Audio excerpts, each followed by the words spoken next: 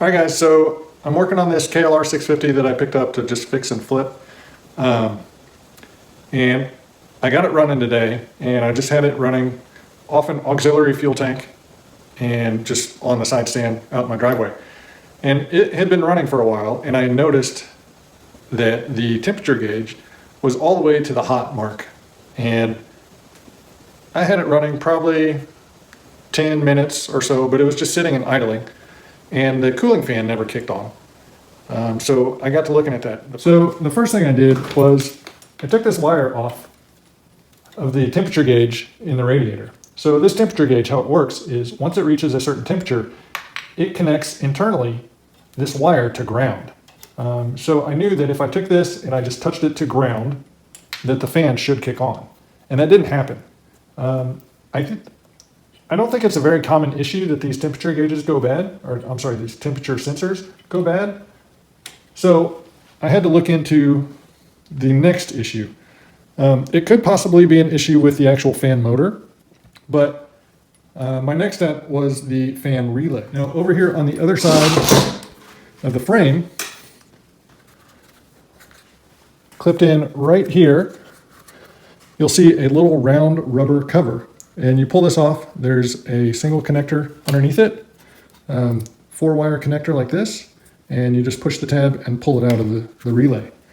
So inside of this rubber cover is this relay here. And there's a number on here. It's a Denso 056700-5260.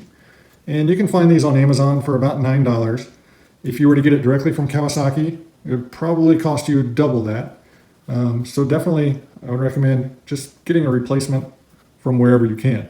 To test this, you can see printed on here is a circuit diagram. So from pins 1 to 2 is your relay coil, and when you apply 12 volts across that, it should make the connections from 3 to 4 close.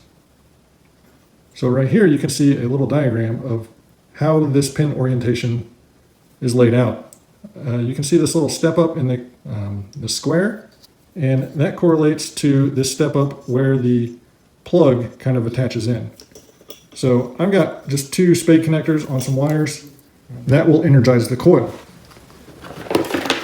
Now to test this, I'm just going to use a cheap Harbor Freight meter, and I'm going to set it to diode or continuity mode. You could also set it to just a low ohm mode, because when this coil energizes, you should have just 0 ohms between these 2 pins.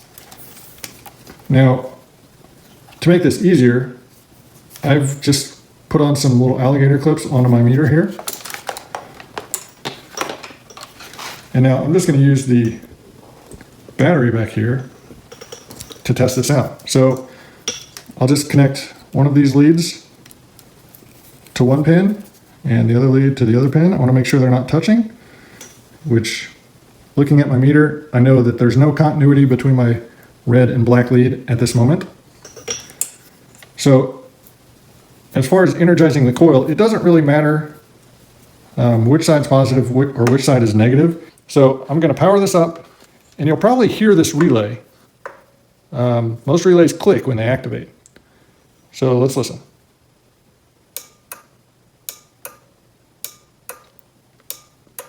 So you can hear it clicking, or hopefully you can hear it clicking. But you can notice that I have no continuity between those pins when it clicks. And I should have continuity between those pins when it clicks. So this relay is bad. It's not doing what it's supposed to be doing. Now, I don't know exactly what the internals look like on this. I do have this part number here.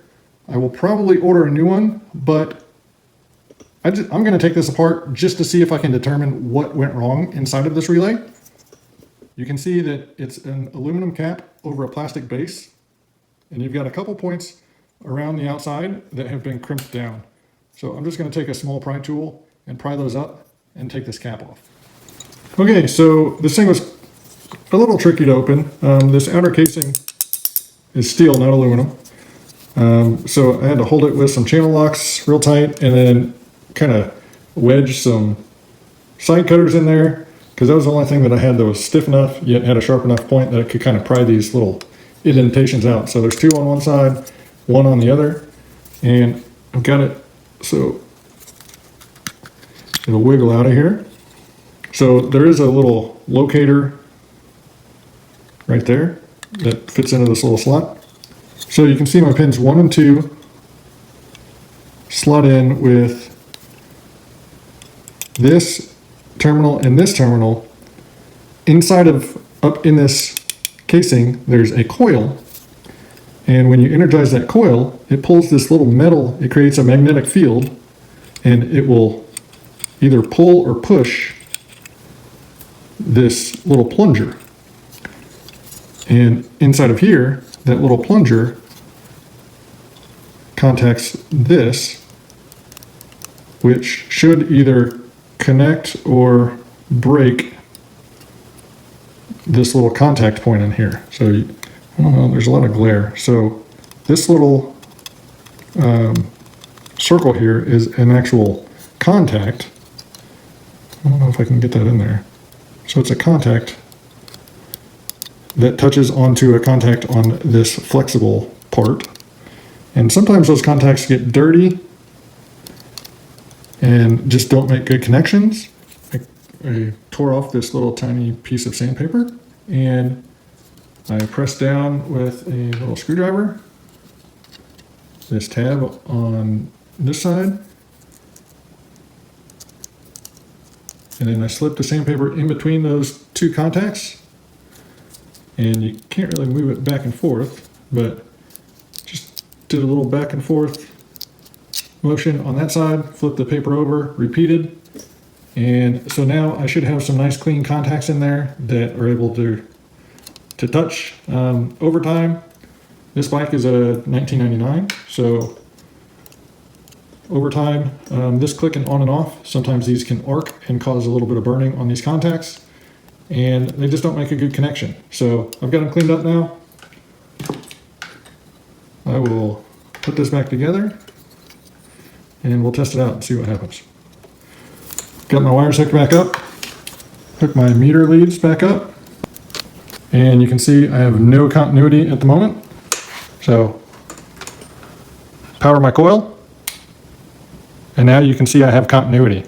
So those contacts in there are now making a good connection, and I've just got a few 1.2 ohms through them, and some of that 1.2 ohms might be in my meter. So I'll connect my two leads.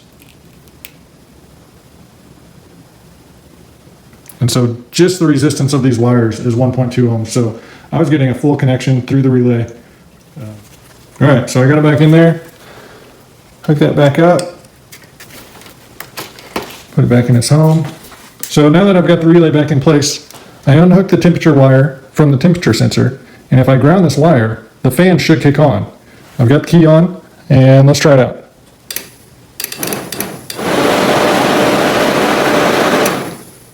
So there we go. All right, guys. So if you're trailside on your KLR and it's overheating because your fan's not kicking on, these are some quick checks that you can do to try to pinpoint the issue and get you back riding again.